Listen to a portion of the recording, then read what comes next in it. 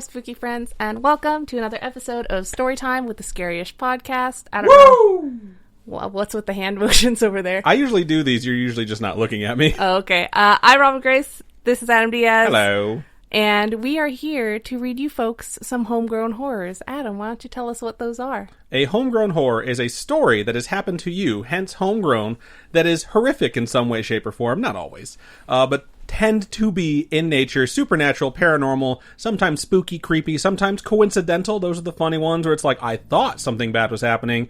It actually wasn't. It was something silly. However, I was scared shitless. And then, of course, true crime. And Robin, if folks had a story like that they would like to submit to us, how can they do so? You can go ahead and email us, storytime@scaryish.com. You can also go to our website. We have a contact us page on there. You just fill out that lovely little form and it gets to us that way. You can also contact us at any of our social media. So we have Facebook, Twitter, Instagram, all that fun stuff. Indeed. So if you have a story and you'd like us to read it, let us know. Send it to us.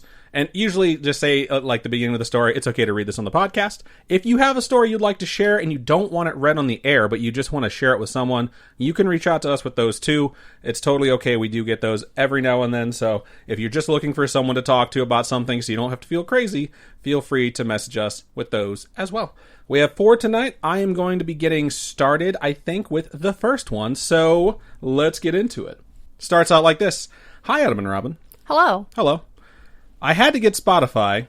You're welcome. Woo! Woo! Yes, this is one of my favorite things. By the way, Spotify is 10 times better than anything else. Just saying.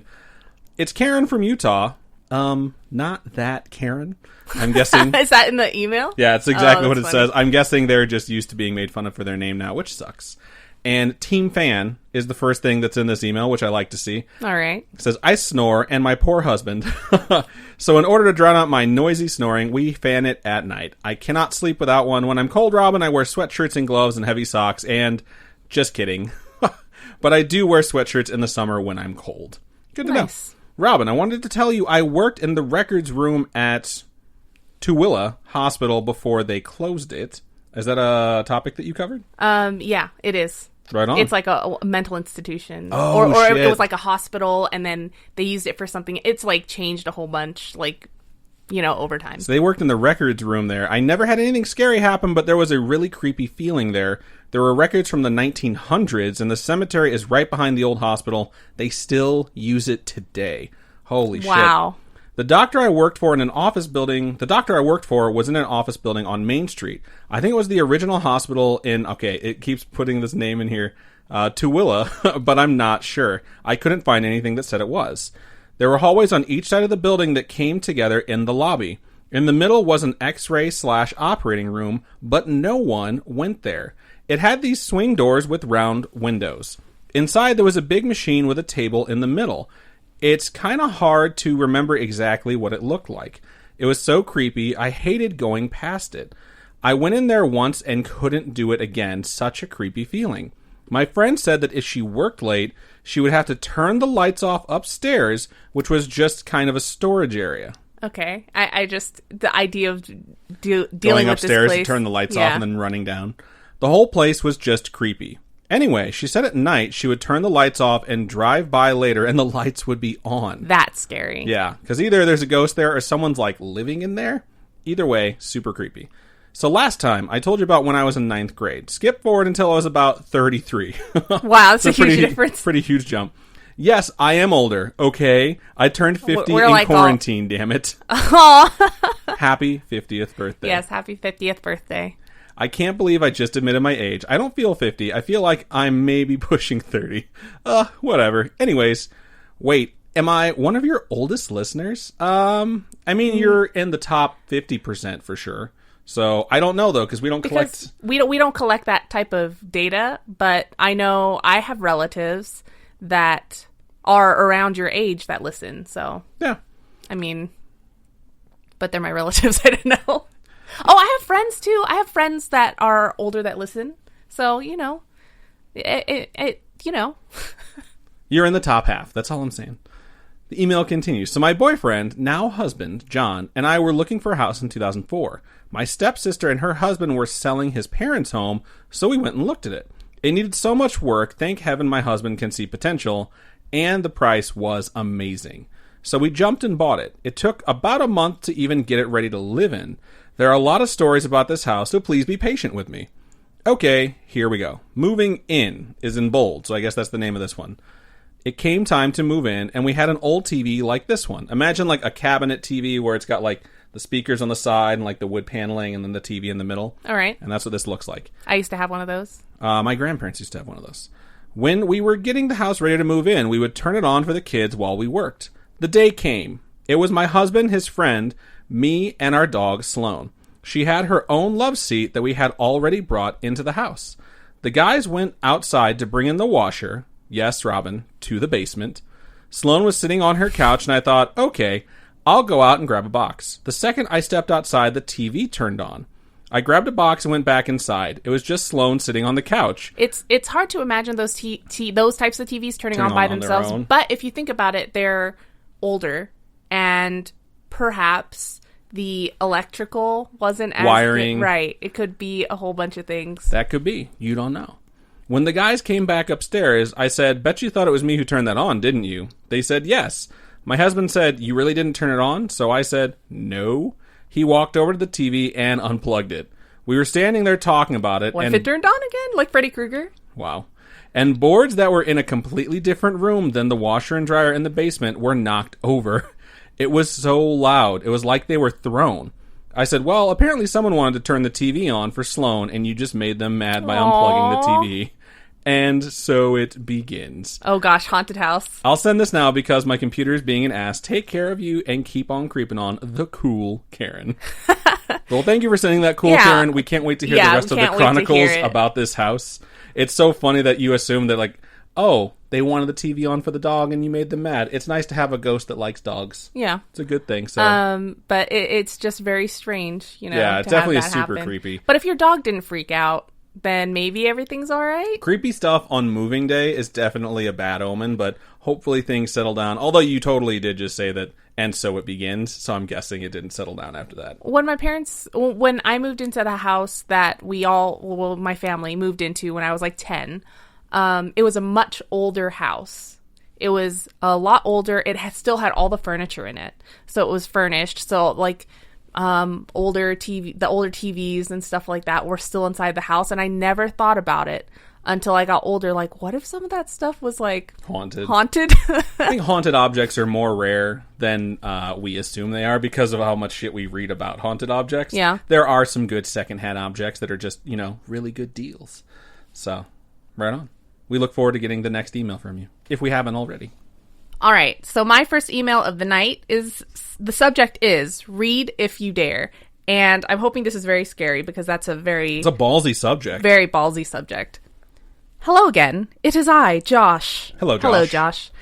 I decided to follow up with my promised encounter with a malevolent entity. You can read this on the podcast. All right, malevolent entity, I'm down with this. In probably 1999. I don't remember exactly. You remember 1999, right? I was 14. Good times. I was 10. I remember everyone freaking out about Y2K.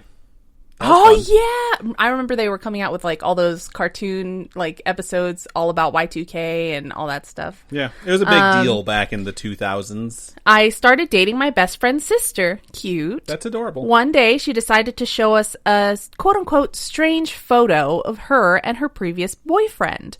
The photo showed her sitting in the guy's lap in the house she lived in at the time, which she lived in while we were dating.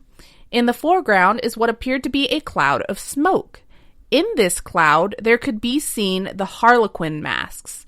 You know, the masks, the laughing and smiling masks that represent the theater. Gotcha. So imagine seeing that cloud, and in that cloud, the masks, right? That's kind of creepy. Also, in this cloud, there was what looked like a screaming skull that was being gripped by a hand, and the hand had what looked like a blade on the thumb.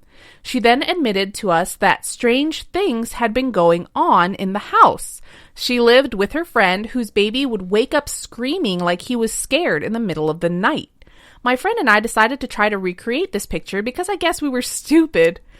The activity seemed to be in the baby's room, so I stood in the pitch black room smoking a cigarette, trying to recreate the picture. Okay, so at first I thought they were trying to take a picture and get the same result. Now it sounds like you're trying to replicate the picture through double exposure, the Mythbusters way, where you actually have to show what it would take to replicate the science of it. Okay, yeah. I like this. Keep going. All right.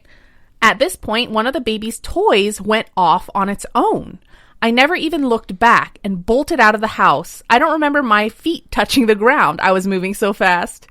I left there and never went back to that house. Oh no! Okay, unfortunately... Sounds like you broke up with her. Yeah, unfortunately, I broke up with the sister not long after that, and one of our other friends married her a few years later. All right, so that's kind of cute. The ghost scared you away. It's very possible the ghost was trying to get rid of you and succeeded in doing so. He told me once that strange things happened in their house while they were married, but he wouldn't elaborate.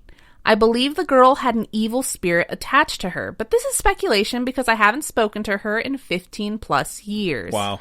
Anyway, hope you enjoyed this, and I will send a few other stories to you. Thanks, Josh. Thank you so much for sending us your story. We appreciate the story. Here's what I'm proposing. Reach out to her. Tell her to listen to this episode. After 15 years? Then tell her to reach out to us to tell us her version and things that happened, and we will act as an intermediary between the two of you to reconnect you on a completely plutonic level. Plutonic or platonic? I'm kind of drunk right now, so it doesn't matter. Okay. On a completely plutonium level. Oh, God, okay. But I'm very interested in her side of the story because as she continued to live in this house, I want to know how that sort of unfolded. Right. I want to know if she experienced a lot of strange things herself. I also want the picture. I want her to send me a picture of the picture. Okay. Yeah. Yeah, that'd be cool. We need you to do this for us, Josh. We need you. We're calling on you. That's demanding. To reach out to your ex and say, hey, long time no see.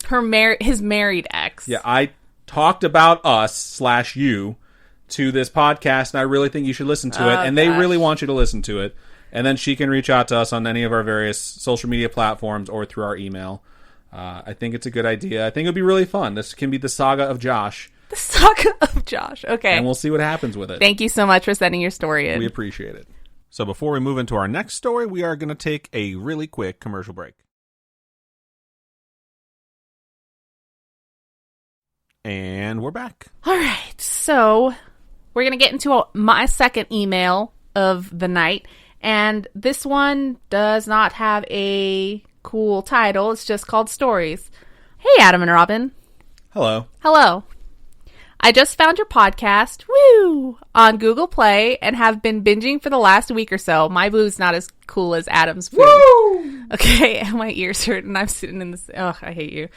I love you both and your podcast. Thank you so much. It's very nice of you to You make me laugh, and since I started listening, so very jumpy. That's funny. Yes, you can share my stories. Thank you. So I'm currently on episode 27. This email is taking forever, so I have to keep changing that number.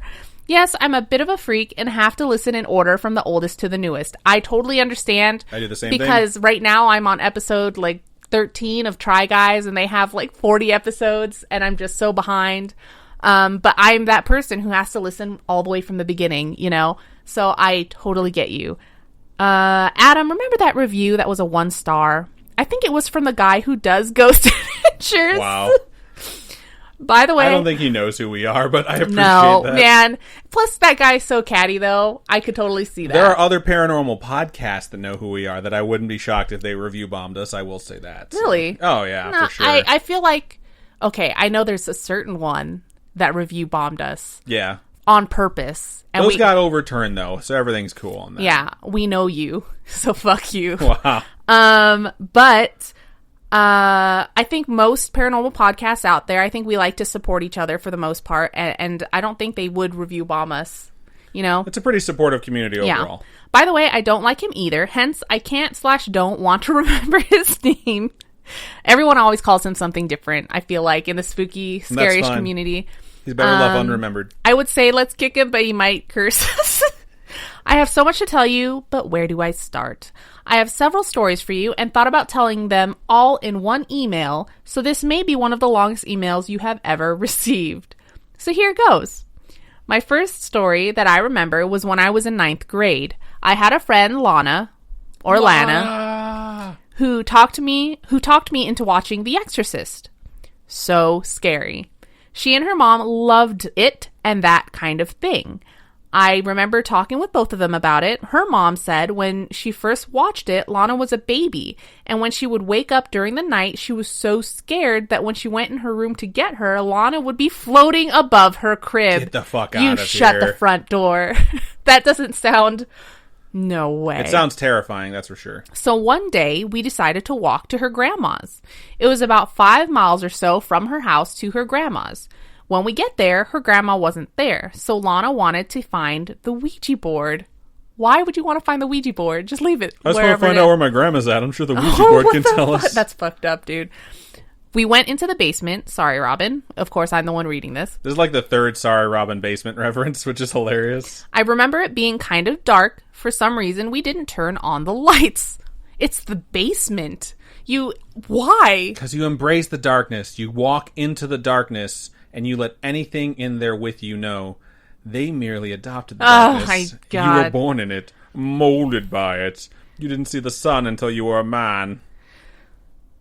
She was looking for the board, and I was just kind of looking around. I was standing there and got the strongest feeling that someone was behind me. It was a feeling like they were across the room, and they walked slowly up to me, like right behind me, just over my shoulder. I didn't hear anything, but felt it so strongly that I turned around and no one was there. The funny thing is, it scared me, but not enough to actually freak out and demand we leave. I knew it wasn't good, but it didn't scare me. Maybe I didn't understand at the time what it was. Not interpreting the warning signs adequately, I would say. I mean, sometimes, though, it's something that's strange, but not necessarily malevolent, so you're not like, I'm good. You know what I mean? Like Angelina Jolie. That's malevolent. Get out. No, I refuse. When I think about it now, it scares the hell out of me. Lana found the board, but I'm not sure she knew how to work it. I certainly didn't, because she wouldn't ask it questions out loud, so we just kind of put it away and left. Thank heaven, because I was feeling it would have turned out to be scary. I feel like anytime you play with a Ouija board, it's going to turn out to be scary. It's just not fun. I don't think it's fun for me. I mean, when I was in middle school, my friend had a Halloween party. They took a Ouija board into their one of their bathrooms, and it was like 10 girls in there, okay? 10 girls trying to get their hands on this Ouija board. I don't know at all what happened. All I remember, because I couldn't see the board from where I was standing at all. I don't even think I had my hand on it.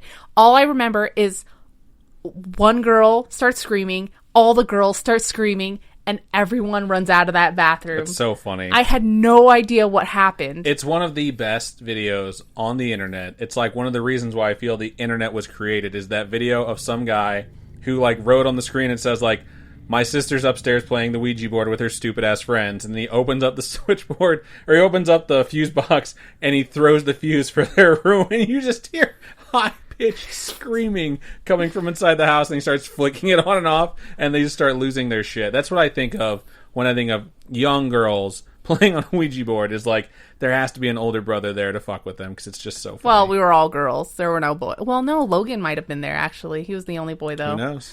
Anyway, shortly after that, I was hanging out with some friends about 10 houses from mine. We were hanging out and talking. Anyway, I had to walk home in the dark by myself. That sounds like a bad idea, even if it's 10 houses away. Like, that's scary, especially in the dark.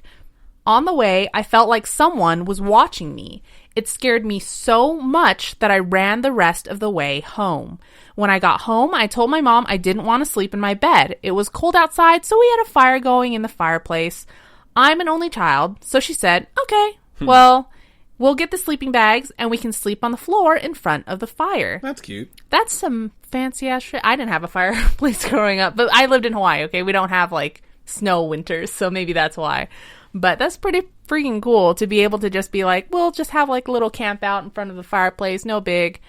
I hurried, got them from the hall closet, and set them up in the front room, but had forgotten my pillow. At the end of the hallway, we had a full-length mirror. My bedroom was the last room on the left. Just before I turned into my room, I looked in the mirror and saw an old man dressed in white, just standing at the end of the hallway, looking at me. Sounds like Lucifer from Constantine, just saying. It's a good movie. I was so scared, I grabbed my pillow, peeked back out, looked down the hall, and then in the mirror. He wasn't there, so I turned off my light and ran to the front room. I still sometimes if I don't know, something creeps me out, I will turn the light off in the bathroom and run down the stairs. She's a scaredy cat. I'm a big old scaredy cat. I had my eyes closed and was trying to fall asleep. I kept seeing this flame reflecting off the TV screen. It was bothering me. I said in my head, ugh, I wish that light would go out. The second I said that, it went out. You have powers. You're a Jedi. I was watching this documentary called X-Men Days of Future Past, and it sounds similar to what happens when mutants realize their powers. So continue. I expect to see that your name is now Pyro. It took me forever to go to sleep. I never told my mom, but I did tell my dad. I don't know why some people just trust their dads more. Some people trust different parents more. It just depends on the dynamic you have with them. I grew up LDS, so my dad gave me a blessing, and things kind of stopped after that. Well, that makes more sense if you're LDS. LDS means Latter-day Saints, right? Correct. I had talked to my grandma about it also. She told me once she was sleeping and heard voices of two females. She said she opened her eyes and saw two women dressed in black, long dresses. They were fighting above her for which one who was going to take over her body. Wow. What? How would you... Were they arguing about it? Like, now her body's mine. I just imagine, like... Yeah, that's what I'm imagining, too. Slap fighting. She said she couldn't move. She said she tried to get my grandpa's attention, but it didn't work until she said a prayer. Since this email is half a book, I'll stop there for now. Remember the two women because I have an experience of my own about something similar.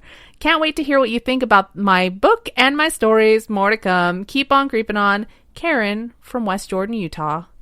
Thank you so much for your story. Lots of Karen sending in their stories. I was going to say This is the Karen episode. I'm pretty happy about that, actually. Karen's taking the name back. Right? Karen's taking the episode over. That's really good. We look forward to hearing the rest. Just like when I hear two ladies fighting in like above you, I imagine that they're witches. Just because I played a lot of Legend of Zelda, and it sounds like Ocarina of Time when you go into the Spirit Temple at the end, and you have to fight the sisters. So hopefully you had the mirror shield when this all went down. I've been really nerdy this episode, and I'm kind of okay with it. Realistically, though, I can't wait to hear what else happens, and thank you for sending that in. All right, I'm going to move on to my second and the final email of the show, and this one's subject is Chad the Shadow Demon and Don't Mess with Faye. You can share on the pod. All right. Starts out like this. Greetings, Adam and Robin. Greetings. Greetings. Salutations. It's me again, Grayson. I have another story that I can't tell if it was me hallucinating or if it actually happened in real life. I'm going to start talking about Chad. Chad, as I refer to him, is a tall, black, shadow-like figure that looks like Slender Man in some ways, and he follows me everywhere. What a chode. It kind of sounds like a sitcom, Chad and Me. Except, like, you turn it on, it's on Sci-Fi, and you're like, what the fuck? Recently, I was in Michigan to visit family, and again, Chad was in the corner of the bedroom. I have never interacted with him because I always wanted him to go away, but he never did. One night, I woke up at exactly 3 a.m., and I blew it off and went downstairs to get cinnamon sugar toast because it's the God's dang best. So, when you say cinnamon sugar toast, are you putting butter on bread, toasting it, and then putting cinnamon and sugar on it? Or are you talking about Cinnamon Toast Crunch, the cereal? Are you toasting it and then putting butter on it? I think is the sane way to do that. Did you just say put butter on it and then toasting it? Are you a lunatic? Are you a lunatic? Do you put a sock on and then a shoe and then another sock and then another shoe? Because I'm pretty sure that's the sign of a psychopath. I'm just saying. I have a riddle for it. No, I'm kidding. I'm not going to do a psychopath riddle. Moving on. The house is a very open layout and only small lights beside the extremely bright LEDs in the corner. So basically, I was in the pitch black. I was getting the toast ready and trying to find the cinnamon sugar when I heard a bang in the study. It sounds like you're in the house from Clue.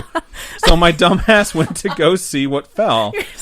And there Chad was in the corner of the study with the candlestick. With the mouse from that laptop on the ground.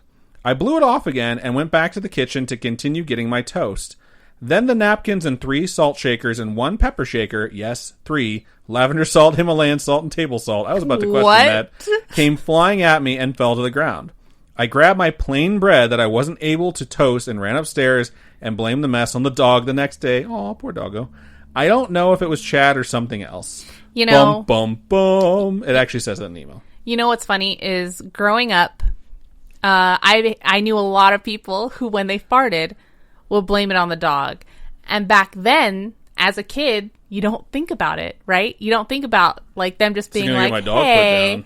But now that I'm older, I'm like, oh my fucking God, they just blamed their farts on the dog. I don't know. Random brain fact. I was going to say, that's a weird thing to say. It's just like, now that I'm an adult and I'll say stuff like that sometimes about Yui, I'm like, Yui, what are you doing? She says it every time, by the way. All right, continuing on. The email says, again, if I may say, I'm an eclectic witch, which means I work with deities and, in a way, blend different types of witchcraft and paganism into my own type of witchcraft.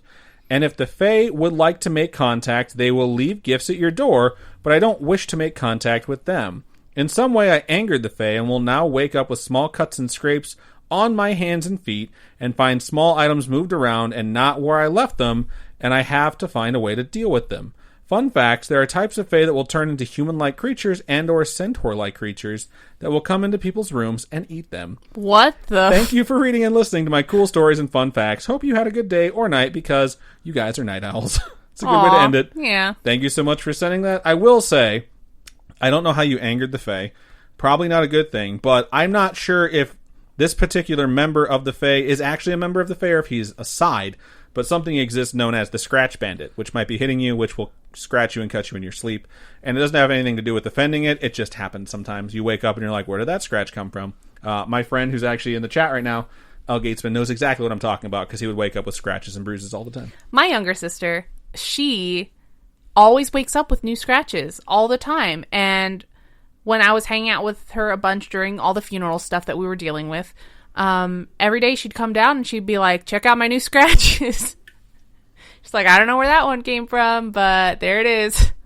And it's just a strange thing because sometimes you do just wake up all scratched from whatever you don't know. Yeah. It's weird. If you get hit by the Scratch Bandit, I want to hear about it. Let me know. Let me know your creepiest experience with the Scratch Bandit because I find it very compelling and I'm very curious. I did punch myself in the face with my own fingers the other day in my sleep. I was very relieved she didn't punch me in the face because that's typically what happens. It was crazy because I had a huge scratch and it was just bleeding on my forehead. And I was just like, how the hell did that happen? My hand just jerked in my sleep and fucked up my face. That's so funny. All right. That's good. Thank you so much for sending it in. Thank you. So I want to thank everyone who sent their stories in this week. It really means a lot to us that you would share a story with us and let us read it on the show. If any of you out there have a story you would like to share, please email storytime@scarish.com or go to our website, scarish.com, and click on Contact Us. If you fill out that form, it comes directly to us. Pretty easy thing to do, and a lot of you folks seem to be able to do it because we get most of our stories that way, in fact, nowadays. Although we do get stories through our social medias, so if you want to hit us up there, Twitter is @ScarishPod, Instagram is @ScarishPodcast, and Facebook is facebook.com/ScarishPodcast. Robin, for folks who would like to donate to us monetarily, how can they do so? You can go to patreon.com/ScarishPodcast. Those are monthly donations. We have a few different tiers. And they start at $1, and the $1 tier gets ad-free episodes, which is great. And we also have a Ko-fi, ko-fi.com/scarishpodcast, and those are one-time donations. All of your donations go to helping us upgrade our studio setup, and kind of give us more time to focus on making more content for you folks, and keep the podcast going. So anything, even just sharing with your friends and forcing them to listen to us while you're on your road trips helps us out a whole bunch. So thank you guys so much. Absolutely. It means the world to us. Your support is just the most stunning thing we could never have ever expected or hoped for, and yet we have it, and it's something that lifts us up every single day. So thank you so much to everyone who listens, watches, shares the podcast, whatever it may be. We feel the support, and it means the world to us. So I think that's everything we have for this episode 134 of Storytime. Robin, go ahead and sign us out. Keep on creeping on, and we'll talk to you guys later. Such a boner voice. Bye. Boner voice.